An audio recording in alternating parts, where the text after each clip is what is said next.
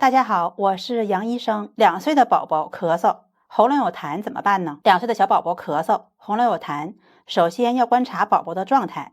如果宝宝咳嗽非常剧烈，痰很多，有呼吸困难、气促或者精神状态很不好，有口唇青紫的情况，提示病情比较严重，要立即带宝宝到医院就诊。如果宝宝没有上述情况，精神、食欲、睡眠基本上正常，只是偶尔咳嗽、喉咙有痰，可以先口服药物进行治疗，进行止咳化痰的对症处理。必要时可以配合雾化吸入药物化痰。如果痰很多，宝宝不会吐痰，还可以配合其他方式，例如拍背排痰。拍背时可以采用空心掌拍后背的2侧，避开中间的脊柱。拍背时由下到上，由外到内。